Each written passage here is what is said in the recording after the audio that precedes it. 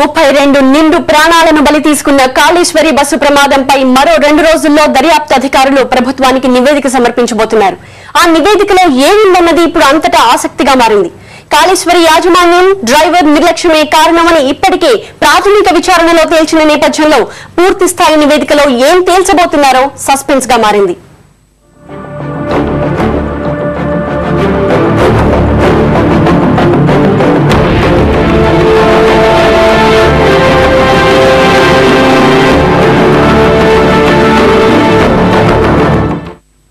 Kaleshwari bus ప్రమాదంపై రాష్ట్ర ప్రభుత్వం నియమించిన కమిటీ దర్యాప్తు పూర్తి చేసింది.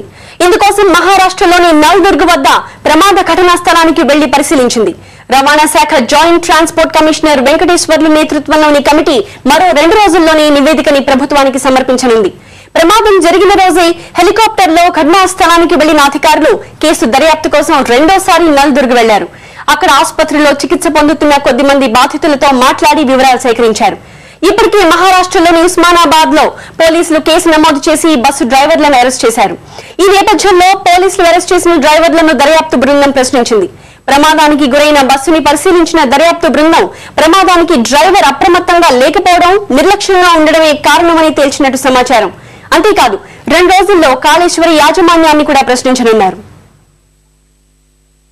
ప్రమాదానికి డ్రైవర్ నిర్లక్ష్యం ఒక కారణమైతే షిరిడి రోడ్డు మార్గం కూడా మరో మార్గమని రవాణా శాఖ అధికారులు గుర్తించారు.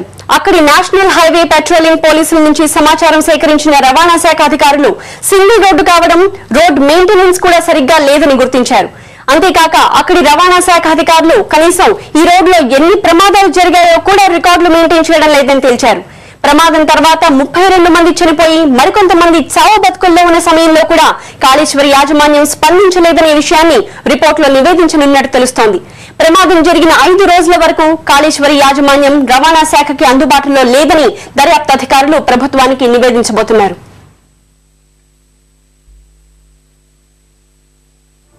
రవాణా శాఖ అధికారుల దెబ్బకు ట్రావెల్స్ మాఫియాకి దిమ్మ తిరిగింది. సీజ్ చేస్తున్న బస్సులను చూసి మైండ్ బ్లాక్ అయింది.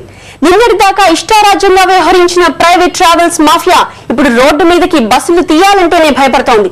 మరోవైపు ప్రైవేట్ ట్రావెల్స్ పై ఆర్టీఏ దాడులతో ఆర్టీసీ ఆర్థిక సమస్యల నుంచి కోలుకుంటోంది.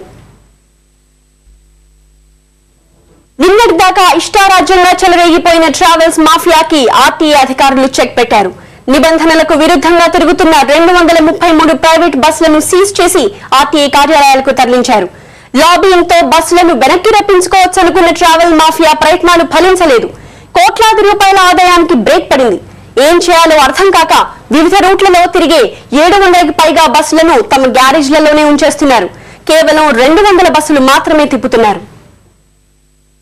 ఇకపై నిబంధనలన్నీ పాటిస్తామని, తమ బస్సులు విడుదల చేయమని విజ్ఞప్తి చేస్తూ రవాణా శాఖ కమిషనర్ కార్యాలయం చుట్టూ ట్రావెల్స్ యజమానులు తిరుగుతున్నారు. అయితే సీజ్ చేసిన బస్సులపై చార్జ్ షీట్ కోర్టులో దాఖలు చేశామని, ఏదైనా చెప్పుకోవాలంటే కోర్టులో చెప్పుకోమని ఆర్టీఏ అధికారులు అంటున్నారు.